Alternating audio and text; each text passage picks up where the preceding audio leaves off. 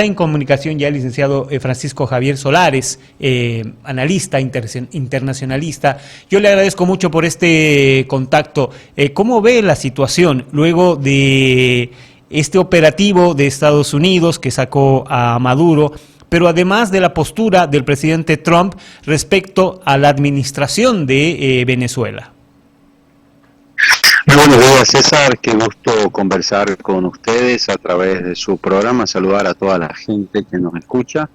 Bueno, primeramente desearles un excelente año a todos, que nos vaya muy bien este año 2026. Y bueno, las noticias en el mundo siempre no paran, ¿no? Y sobre todo la sorpresiva captura de Nicolás Maduro en un operativo el día sábado en la madrugada, que obviamente acaparó la atención global, sobre todo la forma sorpresiva como se dio esta situación y bueno, las repercusiones y de aquí en adelante las consecuencias a nivel político, diplomáticas, a nivel geopolítico, porque esto marca un antes y un después no solamente en la historia venezolana, sino también marca justamente un cambio, un punto de inflexión en la región latinoamericana, tomando en cuenta que la política exterior de los Estados Unidos ahora es una política totalmente directa, es una política que utiliza justamente el uso de la fuerza para el logro de los objetivos.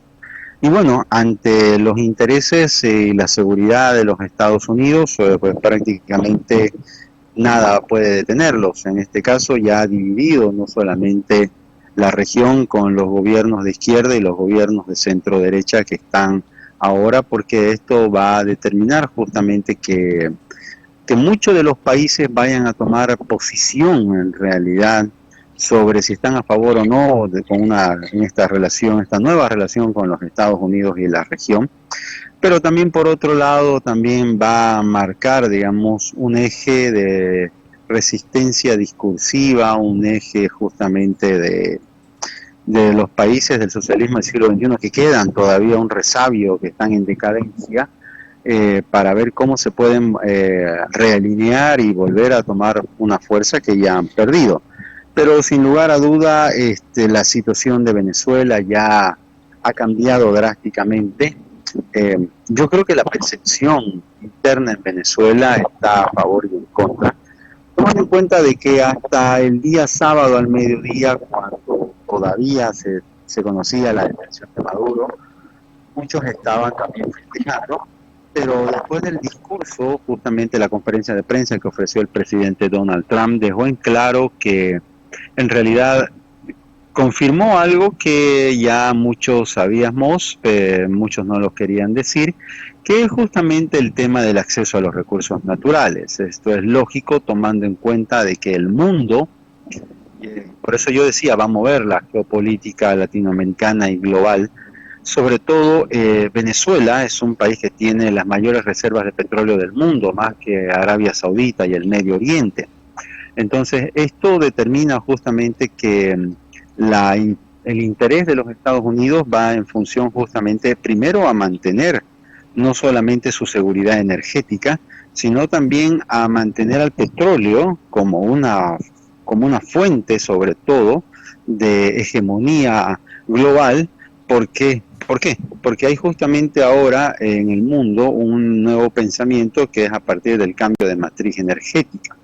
Entonces, claro, quienes lideran el cambio de matriz energética en este momento es China, y obviamente esto muestra de que en el fondo hay una disputa geopolítica global entre los Estados Unidos y China por el tema energético tecnológico, pero también al mismo tiempo esto marca ya, digamos, una diferencia muy grande entre lo que es el bloque de Estados Unidos, parte de Europa, digamos, contra el bloque de los BRICS.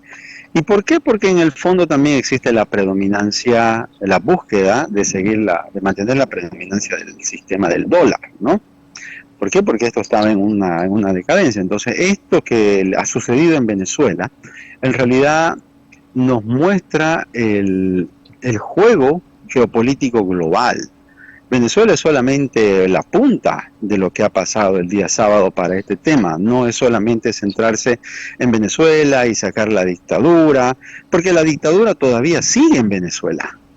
Delcy González, por ejemplo, que asumió la presidencia de facto, porque obviamente este es un gobierno autoritario, sigue manejando y va a tener que negociar en realidad con los Estados Unidos, porque así lo dijo Donald Trump: si no negocia va a tener un futuro mucho peor. O sea, imagínese, digamos, si ha habido un asalto en este sentido con tropas, puede ir mucho peor para la dictadura, porque no solamente es Delcy González, estamos hablando de Vladimir Padrino López, estamos hablando de otras personas que también son acusadas por Estados Unidos por el tema de narcoterrorismo, ¿no? Entonces, yo creo que en realidad el mundo ahora va a empezar a cambiar y lo hizo a través de Venezuela. Ahora, licenciado, el tema de la postura de la vicepresidenta, ahora presidenta en ejercicio, también llama la atención. Una primera postura muy contestataria a lo ocurrido con Trump y Maduro, pero ahora pidiendo un relacionamiento respetuoso entre Estados Unidos y Venezuela. ¿Qué nos puede marcar esto? Esto marca justamente una realidad, que Venezuela no es solamente ese país que mantenía ese discurso antiimperialista fuerte, sino que en realidad muestra la debilidad de un gobierno que en realidad no tiene reconocimiento internacional, que el único apoyo que ha tenido es simplemente discursivo por parte de China y otros países para que puedan liberar a Nicolás Maduro. Pero ya no se traduce en un apoyo militar, en un apoyo logístico, como antes se pensaba, donde se tenía hace muchos años atrás, y que Rusia y China prácticamente no van a inmiscuirse en este tema, porque este es un juego de intereses globales, ¿no? Este es un juego justamente estratégico en el que yo te permito llegar hasta donde podamos negociar esto sin perjudicar nuestros intereses, y cada uno se mantiene en su región. Demuestra que la dictadura de Venezuela al final va a tener que ceder ante la presión de los Estados Unidos, tomando en cuenta de que ya ha sido bastante claro el presidente Trump al decir: nosotros nos hacemos cargo de todo lo que es la infraestructura petrolera de Venezuela. O sea, prácticamente, digamos, le ha cortado de raíz no solamente el financiamiento por un lado del narcotráfico, pero también le ha cortado el financiamiento número uno del país, que era la exportación de petróleo, y ellos van a decidir cuánto le puede corresponder al pueblo venezolano. Y obviamente la dictadura en este sentido está condenada, ¿no? Es simplemente cuestión de tiempo para someterse justamente a lo que vaya a ser el interés de Washington. ¿Y qué pasa con el presidente electo, Edmundo González, y Corina Machado, la lideresa venezolana? La postura de Trump también ha sido clara respecto a estos dos personajes, que uno entendería que con la caída de Maduro deberían volver al país para asumir lo que ganaron en las urnas. Correcto, esa es la gran pregunta. La pregunta, por eso yo decía, hasta el día sábado al mediodía todo se pensaba que podía darse una transición democrática, tomando en cuenta de que el ganador de las elecciones con más del 60% fue Edmundo González, ¿no? Y hubo un movimiento internacional para ello, e incluso María Corina Machado recibe el Premio Nobel de la Paz, y se pensaba, ¿no?, que justamente esto iba a generar una transición no rápida, pero una transición quizás un poco más ordenada, es decir, la recuperación de la institucionalidad democrática iba a ser lo primero. Pero obviamente esto demuestra de que en las relaciones internacionales existe el juego de poder.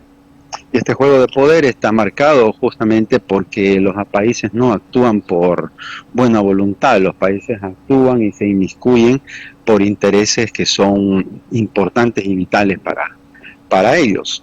Por tanto, sorprende, y de verdad lo digo así, sorprende las declaraciones del presidente Trump al decir de que María Corina Machado no es una persona que tiene apoyo, ni tiene el respeto, ni la fuerza como para poder llevar adelante un país. Entonces esta situación deja al señor Edmundo González en una situación solitaria, en una situación prácticamente de ser presidente sin ser presidente, ¿no? Entonces, claro, la situación democrática en Venezuela va a tardar, que era lo que en realidad se buscaba, es decir, sacar una dictadura para que a través de lo que ha sido las elecciones y respetando lo que dice la Carta Democrática Interamericana, por ejemplo, se iba a respetar, pero no está sucediendo esto. Entonces, esto demuestra prácticamente de que ya Estados Unidos ha marcado una posición y esto, como lo dije inicialmente, ha dividido y va a seguir dividiendo a la región y tiene sobre todo, digamos, una incidencia en los futuros, en las futuras elecciones, sobre todo lo que va a pasar en el Perú, que va a haber elecciones,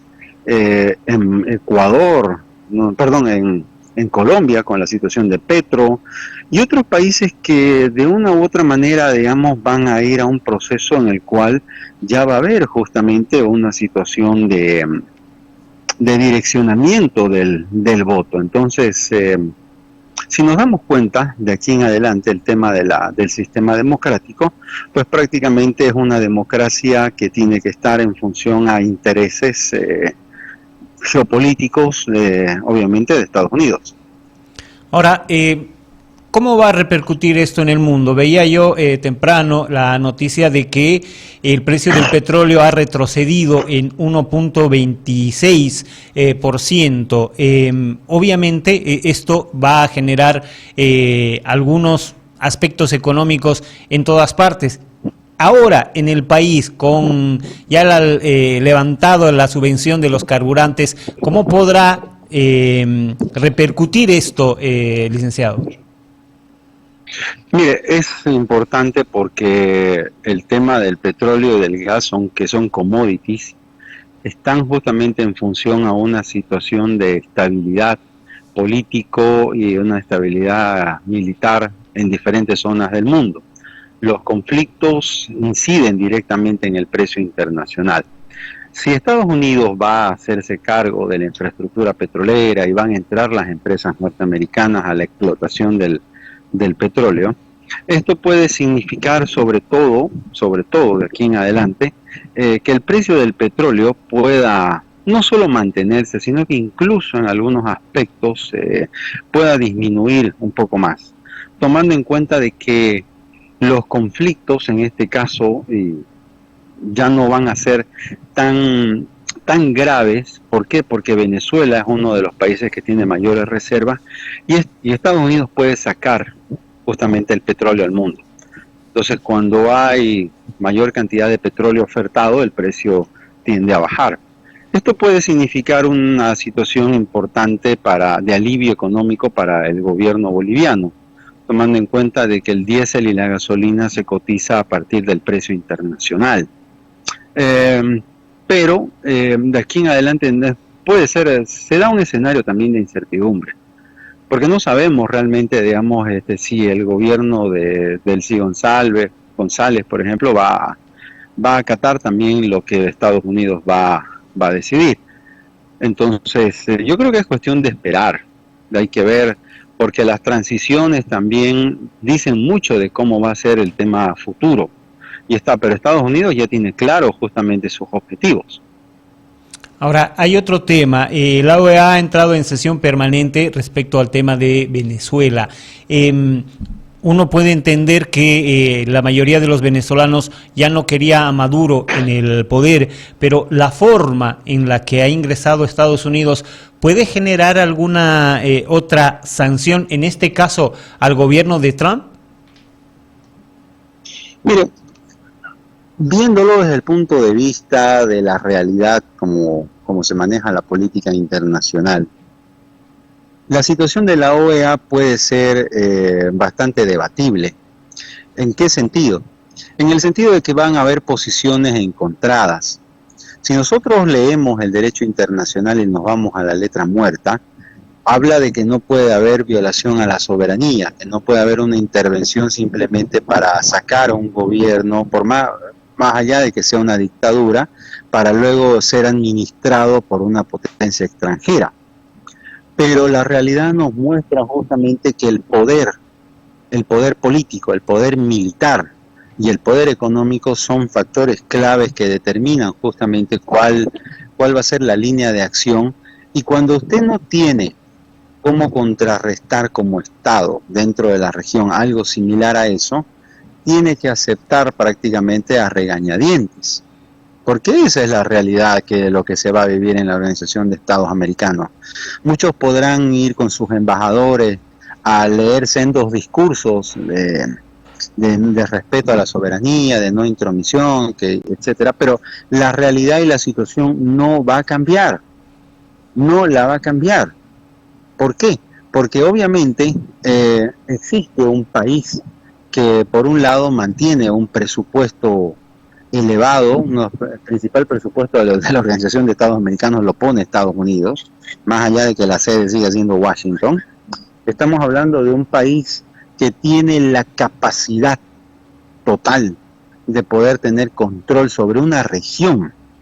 Por eso es que decían que la famosa doctrina Monroe ha sido transformada, ya no es la doctrina Monroe, ahora es la doctrina Trump-Roe 2.0, ¿no? Entonces, yo creo que la OEA, al igual que la Organización de Naciones Unidas, y lo voy a decir de manera clara y directa, simplemente son foros discursivos de buena voluntad, digamos, ¿no? Porque la realidad está en función al poder de los estados. La última, licenciado, a ver, se reunió la CELAC y tampoco ha podido establecer una postura clara. Ha habido más disensos que consensos respecto a lo que pasa en Venezuela. En base a esto, ¿qué puede pasar con la CELAC? ¿Qué puede pasar con el ALBA luego de la caída de Trump? Mire, el ALBA, para empezar, ya prácticamente es un organismo multilateral de intereses de los países del socialismo del siglo XXI, que ya prácticamente está en decadencia, está moribundo. La CELAC, la misma situación, o sea, en el sentido de que por más de que sea OEA, CELAC, igual va a haber posiciones divididas, porque muchos de los países no van a querer estar enfrentados con Estados Unidos, porque en este momento la región justamente está atravesando por una situación de problemas económicos. Imagínese al presidente Rodrigo Paz estrellándose, o a través de su embajador en la OEA, estrellándose contra los Estados Unidos por haber prácticamente invadido Venezuela. Eso no va a suceder, ¿no? El gobierno boliviano, al igual que otros gobiernos, le han buscado la vuelta hablando del sistema democrático, pero en realidad no han querido ir sobre el tema de fondo. Pero bueno, este es un tema de intereses, pues, ¿no? Por eso es que yo digo, lo dije desde un inicio, va a dividir justamente la opinión de todos los países. Llámese Naciones Unidas, CELAC, OEA, ALBA, no va a cambiar la realidad de lo que ha sucedido desde el día sábado. Desde el día sábado en adelante ya hay otra Latinoamérica, ya hay otra región, ya hay otra forma cómo se va a manejar, cómo van a ser las relaciones bilaterales de cada país con los Estados Unidos, ¿no? Entonces, yo creo que una simple acción ha determinado el devenir de más de 20 países en la región. Licenciado, yo quiero agradecerle muchísimo por este tiempo y por este análisis. Gracias a ustedes, tengan un excelente día y estaremos conversando porque este tema da para más todavía. Claro que sí. Le agradezco mucho, licenciado. Ahí estaba el licenciado Francisco Javier